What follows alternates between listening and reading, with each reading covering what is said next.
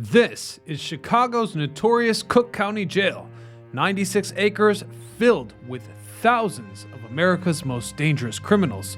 With a daily population of around 9,000 inmates, Cook County is at times the most crowded jail in the entire country. Most people don't even realize that the land it stands upon has served as a home to the accused since just after the Great Chicago Fire of 1871. Processing infamous degenerates such as John Wayne Gacy or playing its part in controversial cases like the Chicago 7. But what's inside of this complex, and why is it one of the state's first and only facilities to use the electric chair? And with well over a century of history, what are its secrets? Today we discover Chicago's Cook County Jail. I'm your host Ryan Sokash, and you're watching It's History. For decades, we have heard about Chicago's struggle with crime. From the Prohibition days when Al Capone was rumored to smuggle his illicit products in hidden tunnels, to the daily drama that unfolds in the city's south side, under the ruins of its crumbling post-industrial architecture. The tale of Cook County Jail was implicated all throughout, but it started much earlier than you might expect, at a time when the embers of the Great Chicago Fire were still glowing. The year was 1871. According to historical records, the population was approximately 334,000 people in Chicago at that time. This was a significant increase from just a few decades earlier, when the city had been a small trading post on the shores of Lake Michigan. The growth in Chicago during the mid-1800s was partly driven by its strategic location as a transportation hub and its expanding industrial and commercial sectors. However, the city's rapid growth also led to several social and economic challenges, including overcrowding, pollution, and political corruption, issues that eventually came to head around the time of the Great Chicago Fire, which destroyed much of the city and forced its residents to rebuild from scratch. This tragic fire also allowed for the city to have a hard reset of sorts, a notion that also applied to crime and corrections. You see, in the mid-19th century, Chicago's jail system was relatively primitive and often inadequate to meet the needs of its growing population. The city's first jail was hardly more than a small log cabin structure built in 1835. It was quickly outgrown as the population expanded. By the 1850s, the jail was housed in a larger brick building on the corner of Dearborn and Illinois Street. Despite its larger size, the jail was often overcrowded and inhumane. Inmates were housed in cramped cells with little ventilation and were often forced to share bedding and other necessities. The earlier jail lacked adequate sanitation facilities, which led to the spread of disease and illness among inmates. There were also frequent complaints of mistreatment and abuse by jail officials, including physical violence and neglect. As the city continued to grow and its criminal justice system became more complex, calls for reform of the jail system grew louder. So in the late 1800s, the city began investing in new, modern jail facilities designed to be more humane and efficient. This included the construction of the new Cook County Jail, which was a significant step forward in developing the city's correctional system. In 1871, offenders of serious crimes were held at the court and jail on Hubbard Street before being sent to the state prison. Surprisingly, by this time, Illinois already had several massive state penitentiaries, including the Joliet Correctional Center, which you may recall from the Blues Brothers movie or hit show Prison Break. This might be a topic for an upcoming video. If you agree, hit that subscribe and like button. Anyhow, once the accused became the convicted, they were moved from jail to a state prison, with transportation via a special train for inmates. Offenders of less serious crimes were held at the city's so-called Bridewell at Polk and Wells as they awaited trial. However, after the Great Fire, that location was moved to the corner of 26th and California and renamed the Chicago House of Corrections, perhaps marking the beginning of what we now call Cook County Jail. The courts were initially skeptical about moving their jail so far away from downtown Chicago. So the very first inmates to be held at the location of today's Cook County were children as young as 7 and female offenders who were housed in isolation. This original inmate population of 419 in 1871 grew to 3,200 by the Roaring Twenties, according to cookcountysheriff.org, making this jail the largest concentration of individuals in custody in the free world at the time. For a time, the county balanced its inmate population by operating multiple jails and promptly sending sentenced inmates off to penitentiary. But in the mid-1950s, courts began county sentencing, which was typically a 5-year sentence, meaning that at times the inmate population could double. Additionally, death row housing was shifted from state to county, which shifted responsibility and some rather complex jail management necessities. The entire complex was overcrowded, unorganized, and dangerous, with deteriorating conditions that called for criminal justice reform. Hence, the state legislature answered by voting to merge the county and city jails into one disciplinary authority. After 40 years of functioning independently, the Department of Corrections combined staff and individuals in custody into one streamlined entity. And this was the birth of the Cook County Jail as we know it today. So let's say that, hypothetically, you get involved in some shenanigans during your visit to Chicago. The cops catch you, and you get locked up in Cook County. What might you expect once inside? Well, let's have a look. After getting picked up by Chicago PD, the intake process at Cook County Jail in Chicago can vary depending on the individual circumstances of the inmate being processed. However, generally speaking, the intake process involves the following steps. First, there's identification and registration. When inmates arrive at Cook County Jail, they're required to provide their personal information, including their full name, date of birth, and other identifying information. They're also photographed and fingerprinted. And then there are the medical and mental health screenings. The inmate will undergo a medical and mental health screening to assess any medical conditions or mental health issues that need immediate attention. The inmate will receive any necessary medical treatment, medication, or referrals to specialists as warranted. This is followed up by a property and contraband search, as all inmates' personal property is inventoried and any prohibited items are confiscated. This includes items such as drugs, weapons, and cell phones. Finally, there is housing assignment. The inmate will be assigned to a housing unit based on their gender, age, and security level. A little bit later, they'll have orientation where inmates receive an exposure that outlines the jail's rules and regulations, including visitation, mail, and phone policies. Overall, the intake process at Cook County Jail can take several hours to complete. This process ensures inmates and staff safety and security while providing necessary medical and mental health care. However, once an inmate is all checked in, the reality they face might be very different from the theory. According to a dated yet interesting report from 2008, conducted by the Civil Rights Division of the United States Department of Justice, the Eighth Amendment right of inmates has been systematically violated. Although as a non-criminal, you might not care. However, if you ever found yourself in jail, an amendment protecting you against excessive bail, excessive fines, or cruel and unusual punishments suddenly seem essential.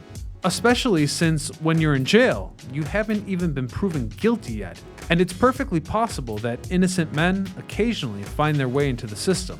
With that in mind, the report recalled systematic beatings by corrections officers, poor food quality, inmates sleeping on overcrowded cell floors, rodent infestation, and injury by rat bites on sleeping inmates.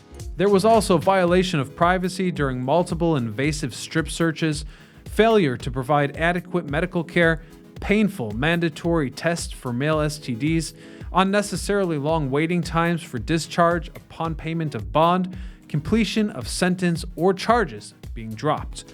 According to humantollofjail.org, 35% of the jail population is mentally ill.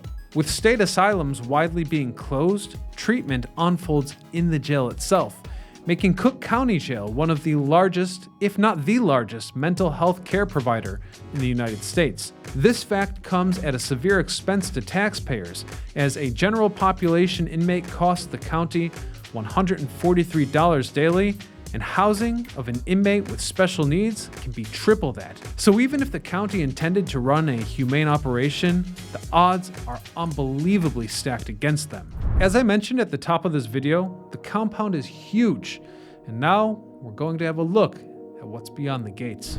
The jail is broken up into divisions, common areas, and administrative buildings. Let's start with Division Number 1, which opened in 1929 and is the oldest building in the complex. As such, it's been recognized as a historic landmark. The unit is currently inactive, but in its time, it housed 1,250 male inmates. Aside it is the historical courthouse, administration building, and Division 18, which is home to males and females transitioning to their housing unit. Around 992 inmates can be held here at any given time. In 2013, the massive 979-bed residential treatment unit and diagnostic center opened to both men and women. Division Number 2 opened in 1955 and accommodates a capacity of 870 male inmates with medical or psychological issues. Just beyond Division Number 2 is the central kitchen. Division Number 8, with a capacity of 1,000 beds, accommodates inmates of both genders requiring special mental, surgical, or psychological care.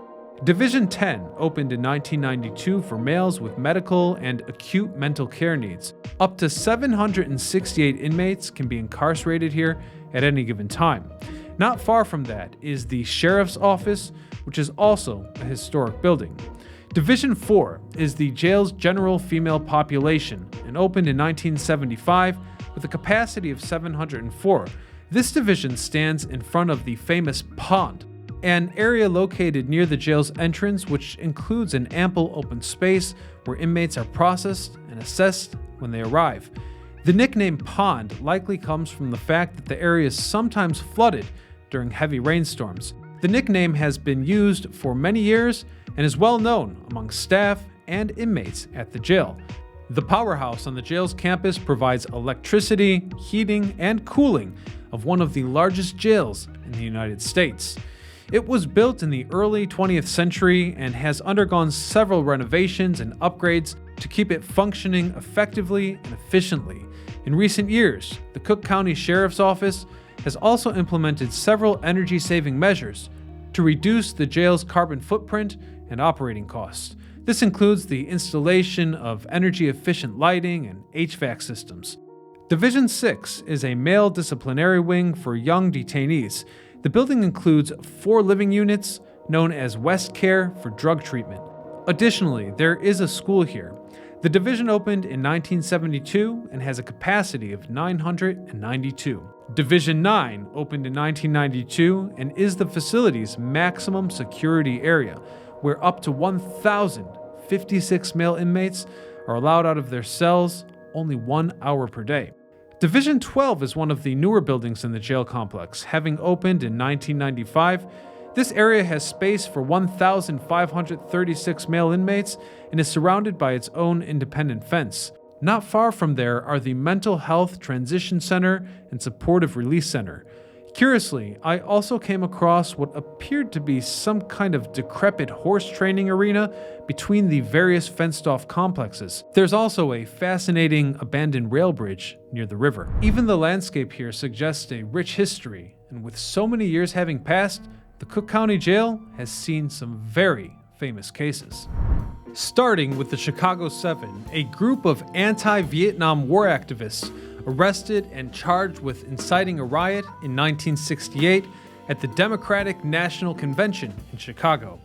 After their arrest, the Chicago 7 were held at Cook County Jail, recalling that conditions at the jail were notoriously bad, with overcrowding, inadequate food, medical care, and a general lack of sanitation.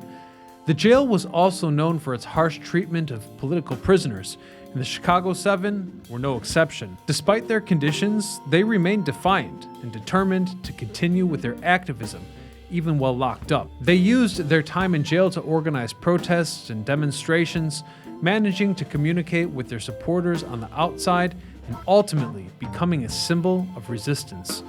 Perhaps the most notable event occurred when Bobby Seale was gagged in the courtroom during the trial, with the judge ruling that the inmate was disturbing the proceedings. This incident sparked outrage with their supporters, who called for justice for the Chicago 7. After a lengthy trial, they were eventually acquitted of most charges against them.